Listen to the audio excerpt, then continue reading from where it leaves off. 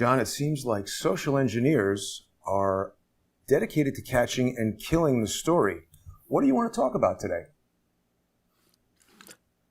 Well, night before last, we took last night off. I mean, we've been going pretty hard to the hoop for the last 2.5 weeks. We've been going almost every night.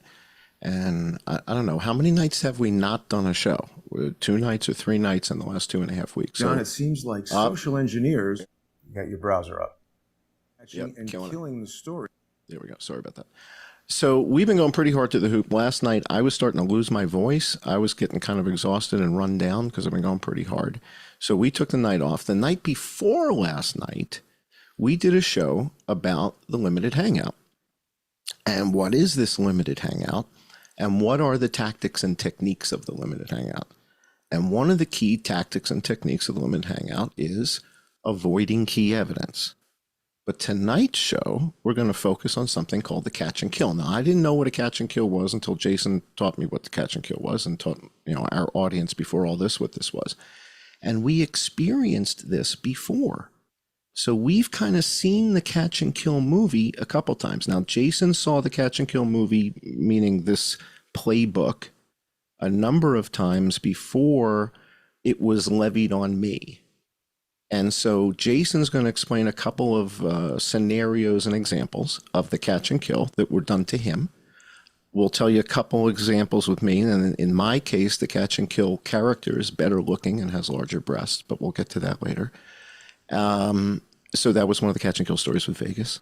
So we have porn stars or porn actresses or whatever in a catch and kill thing. So we'll talk about some of that, but this is kind of one of the key tactics. And as you guys see them ratcheting this up, I want you to kind of scratch your heads and ask yourselves, why?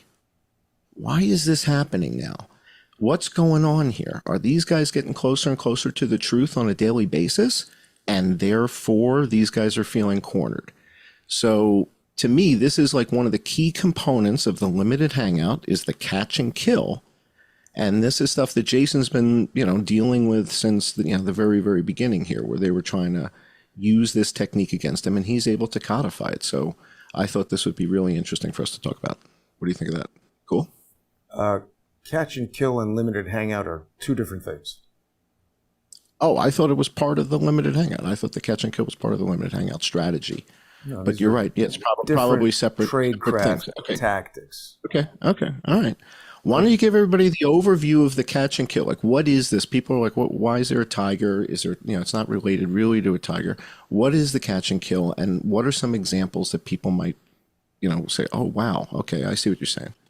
Well, the tiger is just there for an interesting image, catching and killing things, reminiscent of hunting and prey and, trying to come up with interesting thumbnails to describe the things that have been going on. It was really yesterday that they really started ramping up. I mean, basically what is happening, John, is you and I have very different approaches to examining this case. You are looking at photo and video and audio evidence to calculate bullet trajectories to try to determine where shots were coming from, because it is an extremely important part of the investigation, and we did have some good evidence to look at initially as far as where bullets were flying and things like that. Obviously, I have extremely limited experience with guns, so I don't look at it from that standpoint, but I've been studying the JFK assassination for many, many years, 9/11, all these other operations, so I have a good sense of how these type of operations are arranged. And I think that when we proceed with any one particular tunnel vision approach, we run a risk. We are reverse engineering. This goes to David Hawkins' theories, where, we don't know what happened. Nothing that we know right now is definitive. Everyone involved in this is forming a hypothesis based on the available evidence. And when somebody starts to get close to the truth, people who don't want people to know the truth want to catch that true story and kill it. So, the other guys that seem to be prominently known in this area of doing acoustic analysis to locate gunshots. Well, Mike Adams, and this person who I really didn't know until just a couple weeks ago. I mean, in retrospect, you mentioned him, but I wasn't following this guy. We're talking about Chris Martenson. And the thing that was interesting is, see, people think I'm in some kind of personal beef with this kid, Dave Stewart. It's true, I think he's an unethical guy who's making bad choices. But the reason I've been going so hard on him is that I think his evidence is unreliable in the state that it's in. It's interesting, and it's evidence that he recorded a video there, but it is so decimated by the processes that he's done to it, and it is clearly recorded on a low-quality phone, that it makes me want to make sure that what he's got there is valid and that there are not any kind of artifacts or mistakes or errors that have been introduced there, because we start to have a lot of people, Chris, Mike Adams, whoever, going down a path developing theories about this, and I see it going viral. And it's very interesting to me to see an unknown person with a video that may have elements in it that are unique and helpful, but also it's not the Zapruder film that Chris was saying that it was. The Zapruder film is the one and only motion picture film that the public has ever seen of the shooting of John F. Kennedy. This Unsteady Dave is one of probably thousands of videos, and you see what he's already done. He's injecting inaccurate language where he's talking about a film, but we are examining a video. And we need to understand every aspect of what we're looking at, because the forensic examination of the Zapruder film is going to go down to what is the film emulsion, what stock was it shot on, what camera did it run through, did anything scratch it. I want to understand everything about this video, if it's as important as he thinks it is.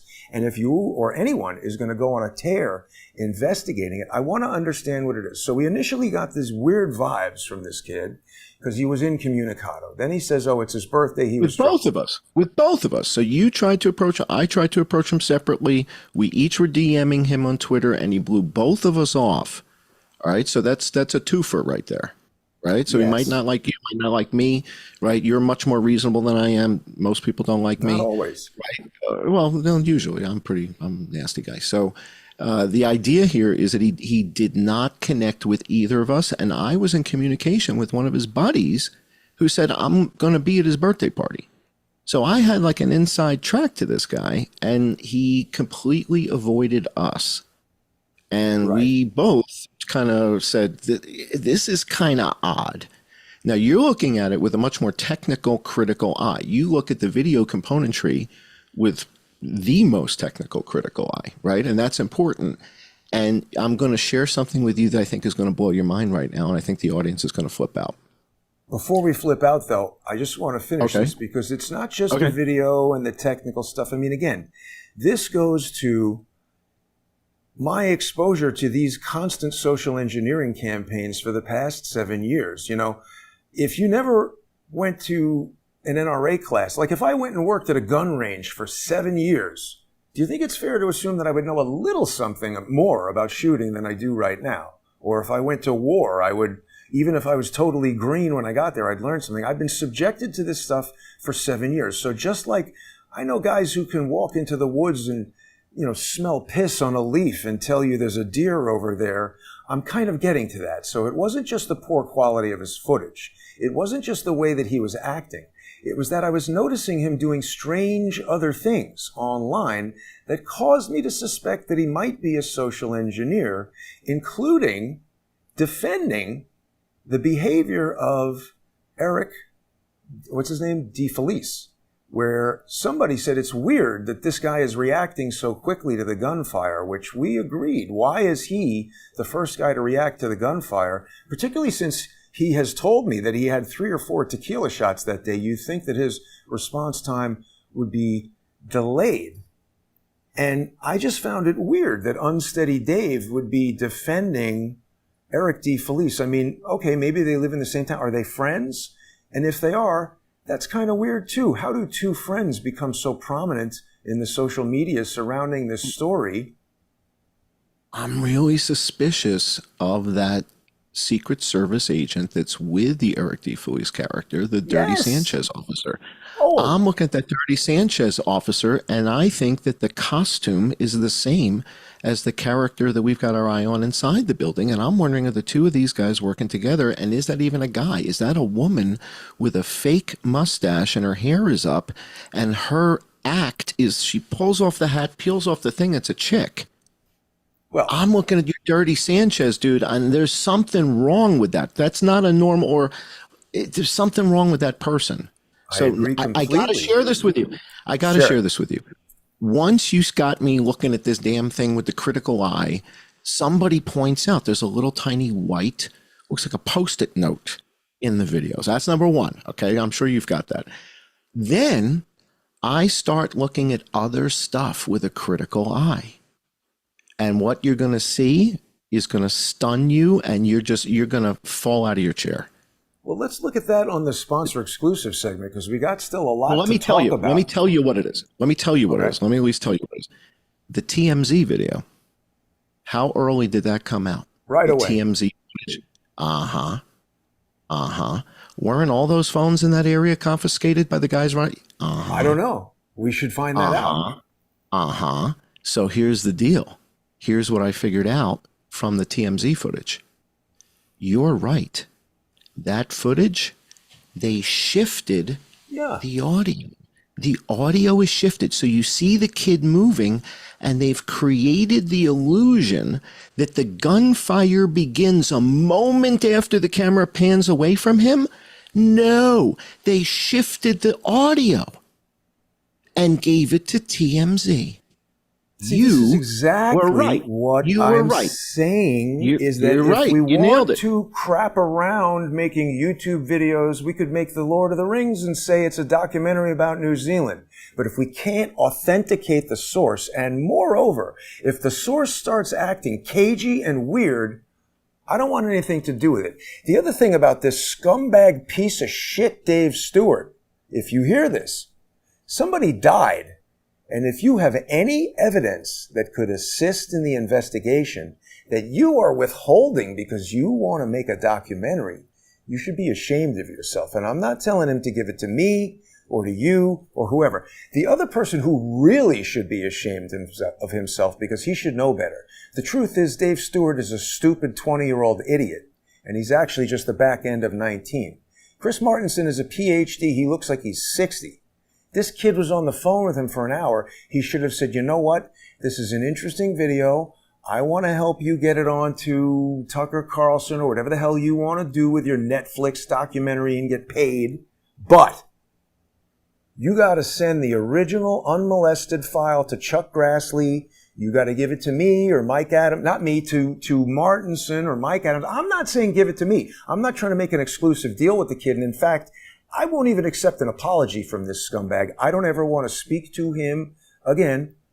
But he needs to release this video. He needs to send it to Corey Comparatore's family. And the biggest issue is, if you believe that one guy crawled up to the roof of a building that at least 6, 8, 12 cops, SWAT teams, people dressed as Secret Service were inside there, if you believe that one kid went up there and did that, I don't even think you're watching this show.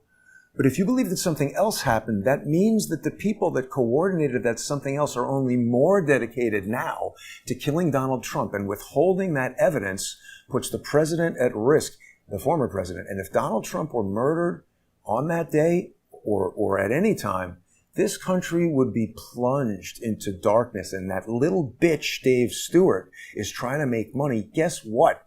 Even releasing the video will not stop him from being the participant in or a subject of a documentary. I hate that kid. He's an evil, selfish, unethical little bitch. Well, to your point, I believe, based on the evidence that we've seen, my hypothesis is that there are assassins that are still out there that may not be, they may not, no one is pursuing them that I'm aware of.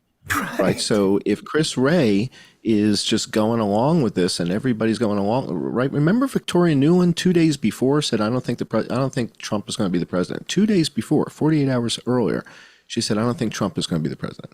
So I don't know if they're actually investigating and pretending they're not. Remember when they had that murder out in Oregon and that weird looking kid killed all the kids in the frat house at a party or something, right? And they told everybody, gee willikers, we don't know what happened. And we have an 800 number and please call in, but we don't have any leads whatsoever. Meanwhile, they were satellite tracking the kid back to like Maryland. You know, he drove across the country. It was all horse nonsense, right? So they made up a story for the public. I don't know if they know who's really behind this. And to your point, if the people who are investigating it are the people who hired them, there's not going to be any, they're not going to look, right? They know who he is. They're not going to look. They put him there. Right. Dude, this is as dark as it gets. Exactly. So this kid is suspected of being part of it if he doesn't want to bring the evidence to the fore. And we know he's interacted with the FBI. We know they took the phone.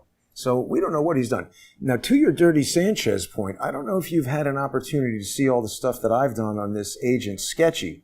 But in addition to just looking sketchy, first of all, a lot of people have noticed that his hand appears to be like a way different color than his arm. And that's not just this video frame or compression or something like that. He walks around and his hand is a way different color. I don't know. Maybe it's a medical condition people don't like to watch. What I noticed is this guy's got an iPhone poking out of his fanny pack with the lenses popping up in exactly the same way that I contemplate. Boy, I'd really like to record this conversation in the police precinct, but I'm not allowed to. Let me pose in my bathroom with a different pocket shirt and try it here and try it there. Nah, it's too obvious. I don't think he's got this phone in his pouch here for no reason. And did you have a chance to see this video that I put together late last night about this guy? No, I didn't. It's 99 seconds. I think we should look at it because please. Yes. It goes to a lot of what you are interested about this. So for people who aren't familiar with who we're talking about, this is a character that we see on body cam, right? You tell me if I get any of this wrong. This is a character we see on the body cam. As the officers arrive at the scene of the building, they come into the first floor entrance, and this guy comes down the hallway. And he seems to have like his thumb tucked in his vest as he's walking down the hallway. And I think this may be a participant in the crime. That's my hypothesis. I could be wrong. Could be perfectly innocent. It's going to be strengthened right now. All right. Well, he's by the way, this is speculation. This is speculation based on information and belief, evidence in the public domain. Let's give a listen to. Oh wait, do we have sound on? Yeah, he's a suspect. Right now, he's a suspect. We'd like to interrogate him. Yeah, well, I mean, so there's a lot of details about this guy. So yeah, okay, here we go. Sound.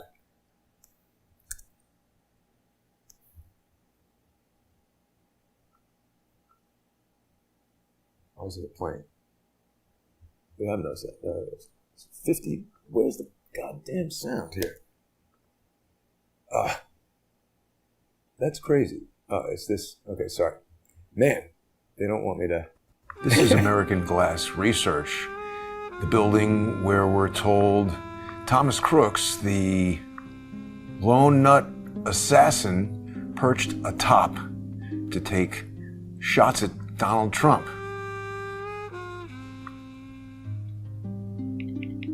This is interesting. Here's Unit 9 of Building 6. Inside this building is an ad hoc task force of local law enforcement, SWAT teams, and special operators. Notice the door is locked from the inside. Documents released by Congress only account for Butler County PD and Beaver County ESU snipers in the building. We see one individual in a Secret Service uniform, seen here, approaching from the rear hall. So the ladders are in route. Usually the operator suffered lacerations or hand from climbing up on them. So like you might need minor stitching. Okay.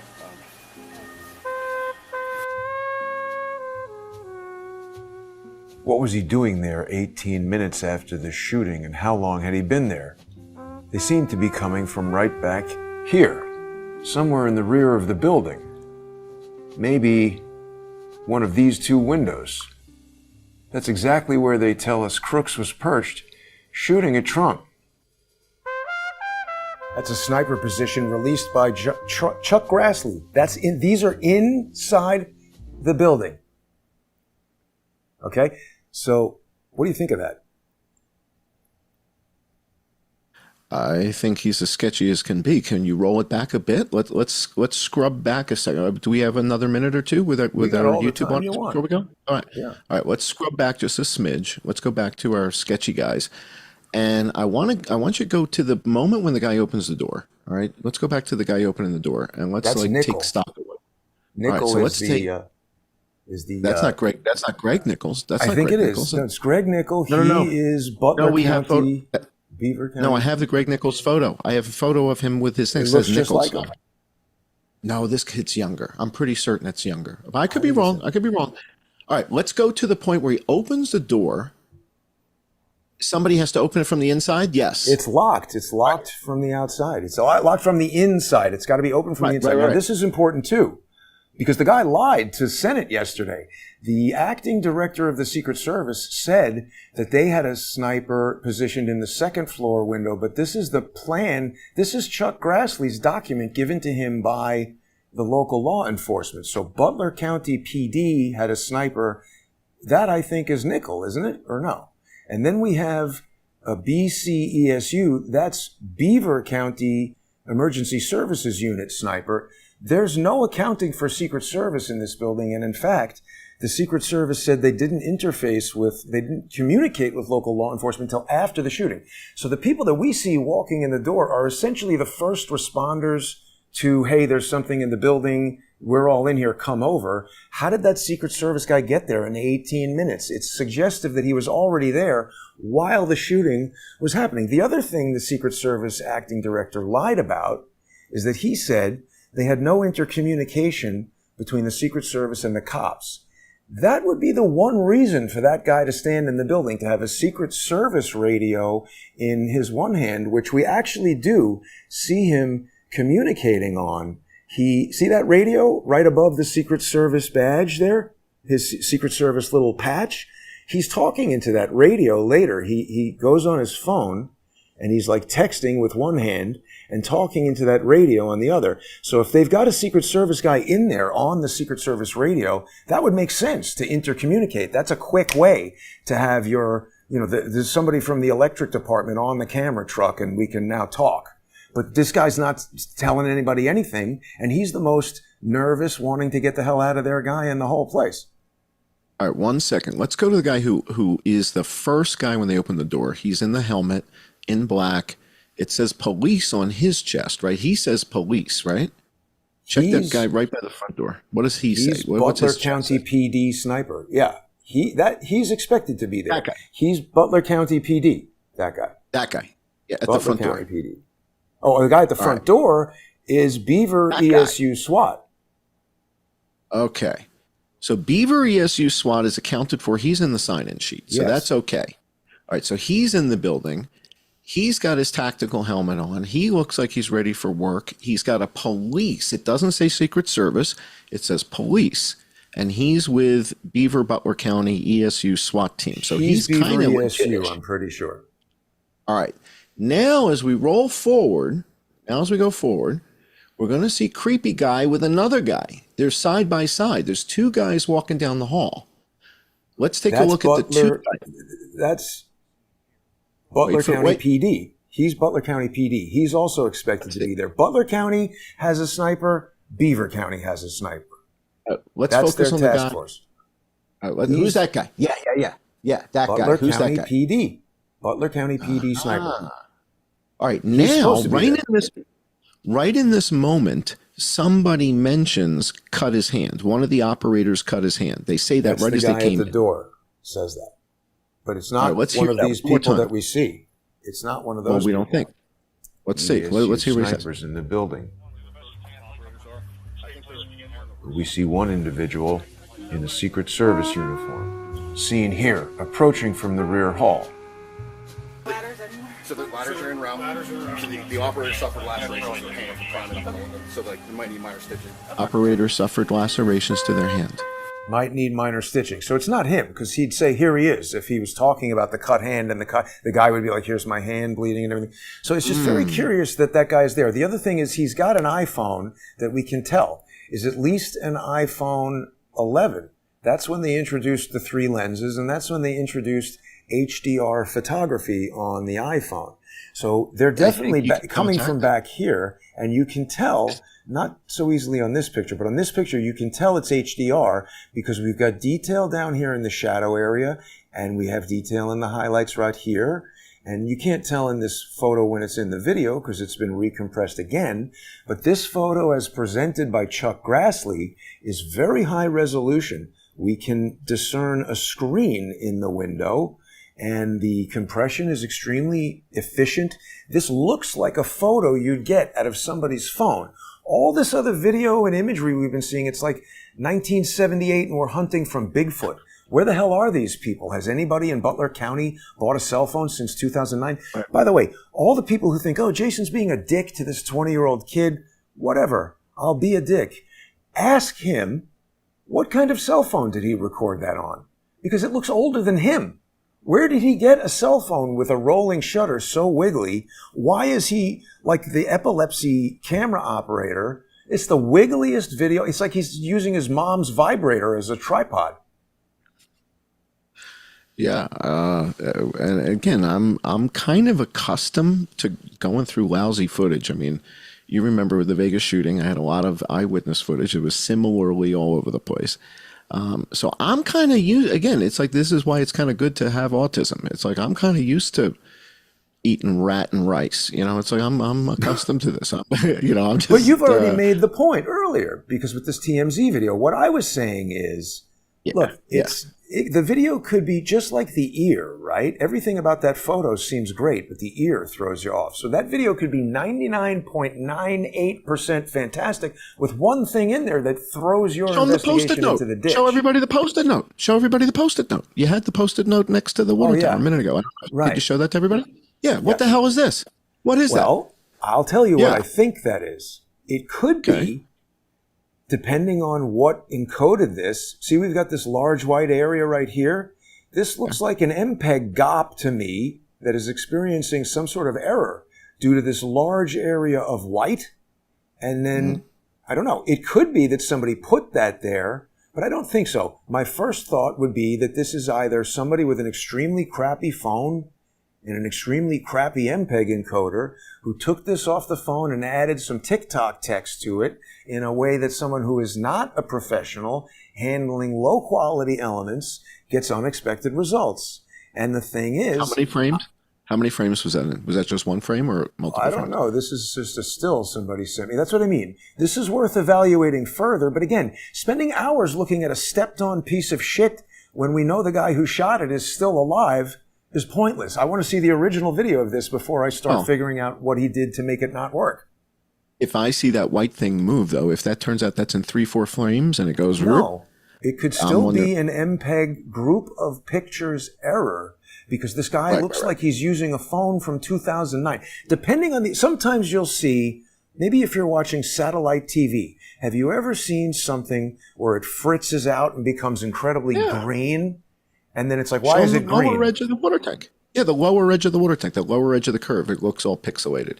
It's totally pixelated. The lower edge, the darker in the shadows. The whole thing is pixelated. That doesn't look normal. That looks like... the whole thing is pixelated. I mean, the point of the matter is, if you told me that this is a video from 1980 from VHS that you digitized on your Commodore Amiga and this is the only version that we have, okay, but this should be at least 1920, 1080. When the hell is the last time anybody sold a cell phone that wasn't recording in HD? I would think half the people there would have 4K photos, images. And then the other anomaly is our buddy, Eric DeFelice and his wife or girlfriend or whoever it is, her video, Mia Cops, that becomes an outlier because it's the only one that's been uploaded at 4K. Why is she the only one? It's weird. Yeah. It's almost like, whether it's intentional or not, if something is decimated and low quality and difficult to look at and understand what you're seeing, you're going to have far less retention than something that is super duper clear that goes up to, oh wait, we want resolution. Look, she goes up to 1440p HD. That is super duper. Look at how sharp that looks. You can zoom in on people's heads. You know, there's still going to be compression and artifacts and stuff, but it's sharp as can be. What Unsteady Dave is giving us is basically... What is it? 480p? It's 480p? It's difficult to categorize like that because, you know, he's putting it out at 1280 720, which is this resolution, which is still pretty good. Yeah, but he didn't capture it. Yeah. He didn't capture it. We don't know what resolution he captured it at. And resolution is only one factor in the image quality.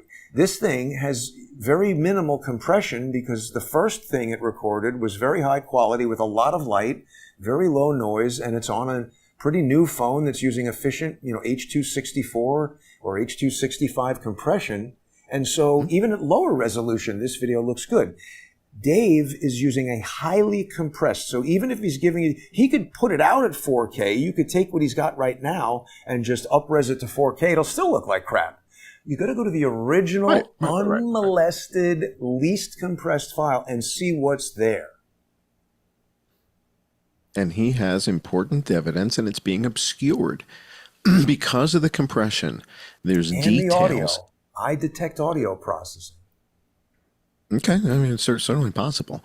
But so what's starting to happen now is, again, with that TMZ video, the TMZ video now, to me, is the most obvious example to the common man or woman of what you're describing, which is a video that's been manipulated by the guys who collected all the phones. They must have some sort of ability to do this at these events because they run around. Did you see in his follow-up video, one of the things that we do capture from him, like the horse, is... They take his driver's license. From everybody. They've taken everybody's IDs so that nobody will leave. Then they come back and collect the phones later. And if they've got this ability to monkey with the phones... So this takes us to this TMZ video. Now the TMZ video, not the most recent one with him running across, the original TMZ video that shows the guy on the roof kind of on his knees, kind of crawling, and then we see him with the rifle. This came out like 2 days. The original, yeah. This one. Okay. I want you guys to notice the magic trick. I'm going to show you how they pull off the magic trick here. And Jason would be able to break this down and confirm it. I suspected it based on what you told us 2 nights ago about, you know, how they monkey with this stuff. Guess what they did here?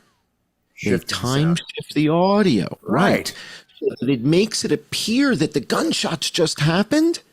No, the gunshots don't happen for like 35, 45 more seconds. By shift, and there's nobody talking. You don't see anyone moving their lips. You can't synchronize the audio with the actions. You hear the woman screaming, Ross, Ross, Ross, get down, Ross. But that's not at this moment. That's not now. That happens a moment later. Yeah. They're doing what you're describing. Exactly. And I anticipated this. Because, I obviously can't see the future. But if, like, let's say every time I walk through a particular door, I get smacked in the face, and I say to you, hey, just be careful going through that door. You might want to duck down a foot, and then you get smacked in the face. It's like, okay, that's what I was telling you about. Just duck down a foot when you're going under that. Funny you say that. It's funny you use the same analogy. I was thinking the same thing before the show. And it's like, we joke about it. We've said it before. It's kind of like we're from the future. We report stuff before everybody else does. And then the rest of the news cycle catches up to the stuff we've been talking about. And I think the same thing's going to happen here. And what I'm excited to show, what I'm excited to show the patrons when we go to the patron-only portion of the show is that now we're starting to get more and more evidence from other people's phones. Yeah. And the more that we start to get, the more we're able to filter out what's nonsense and what's real. Right. And we're starting to find collaboration of some of the stuff on this kit. Again, like the horse. Right? Corroboration or collaboration? Corroboration, meaning stuff like the lady on the horse. We see the lady on the horse with the flag in multiple In a few videos, right? phones. Right. That's not CGI, right? It was pretty safe. It's a lady on a horse, right? So it's stuff like that. So there's stuff in his video that we're going to be corroborating in other videos. And that so is that what Dave's video is useful for. The fact that stuff happened, and then we go look for good evidence. See, what was bothering me is that a big deal is being made out of this kid by the primary social engineer that I observed trying to catch and kill you. And somebody just told me that Chris Martenson put out some kind of video or tweet or something where he's now saying, oh, he's been fed bunk information. I'm telling you, daily, these guys are looking at what we're doing just the way that Hawkins used to say. They're looking at what we're doing and they're adjusting what they are doing. So it was very suspicious to me. They know that you are going to go to these videos and try to calculate these crack thumps. And to me, that just makes it obvious to make some incredibly compelling piece of bait video that is shifted in some way that's going to screw up your investigation. A perfect but the good example. news is... Perfect examples of the TMZ footage. That everybody thinks that's accurate. That it's could not. be done with Steady Dave's footage to make you think something's happening when it isn't or is or what. But the point is, before we saw that stupid Unsteady Dave footage, your research said, well, wait a minute. We have this radius, and the only thing in that radius is the building. And then I said, that makes sense, because the way this type of espionage operation would work is you'd want the trajectory of your actual shooter to match the decoy shooter. Also, it makes a lot of sense to have an idiot running around for 26 minutes and everybody see him on the roof and then have that guy get killed, because it makes everybody think the only business was happening on the roof. We're not looking at Agent Sketchy inside the room with a sniper gun and what else. By the way, I'm not saying that because Chuck Grassley gave us a photo of a sniper rifle in a room that means that's the sniper rifle that was used. In fact, I would go as far as saying that is likely misdirection, because you were saying that subsonic ammunition would be used here, and that video of Rod Wheeler reminded me how the FBI likes to play around with subsonic and complicated things. And that was years ago. Think you're right. That was, but it reminded me of what they think about, and it would make sense because they know you're trying to do this. They want to thwart it. So what gun is not in this room? The thing that we need to do on the sponsor segment, I believe, is for you to examine these sniper guns and determine if they would make noise and what they were shooting and whatever. The other thing is these little things that people see flying around. We got a lot to talk about. We haven't even gotten to the full extent of the catch and kill, but everybody's getting the flavor of what I'm talking about. I see social engineers hopping and jumping to attack John Cullen. And the tension that people have been seeing is that there has been an understandable huge level of enthusiasm about this. And it's sometimes difficult to slow someone down and explain to them, hang on, they might be trying to give you a poison pill. So I'm glad that we're taking some time to investigate and examine this stuff. Dave could release his video. It doesn't even matter anymore. We have so much other evidence that there was someone in that room who wasn't supposed to be there. And guess what? We don't need to worry immediately to catch these people about what bullets went where. The Secret Service either knows who that guy is or they don't. And if they don't, we have a very, very serious problem. And if they do, I don't know if it's more or less serious. Before we go, the one last thing I want to show you, because you were mentioning this person, and I agree, it's very important. Agent Dirty Sanchez. Yeah. Where do I have Dirty Sanchez? There's another thing that's even more suspicious. So, okay, I was looking at the Secret Service, come hire me, the qualifications, and they are explicit. You are not allowed to have visible body art and no tattoos below the wrist. So this person appears to have a tattoo on their left hand. This is also decimated evidence. I would want higher quality and better image. I don't think this is a woman. I think this is Keenan Hooper with his beard shaved. The attached earlobes match Hooper. It would be a doppelganger for this guy. They do look pretty darn close in terms of the shape of their face. Obviously, Eric DeFelice has brown eyes. He told me, here's Hooper, he told me that this agent detained him. He wasn't arrested. He was handed over to local law enforcement who said there's nothing to arrest him for and to let him go. It's a very strange story. But why did this all happen? I don't know. Can you compare the chest patch on Dirty Sanchez to the chest patch on Sketchy Guy inside the first floor? Can we look at those Let's do two that. images? But let's do this, John, because we're way over time here. People who are enjoying this research, this debate, even when John and I disagree or argue, it's still fun. And friends can argue and disagree and then come to a conclusion where everything is fine. And I want people to join us right now, if you're able, on subscribestar.com/IamJohnCullen or patreon.com/JohnCullen/IamJohnCullen. Very important to sponsor John. This is a cooperative, collaborative effort.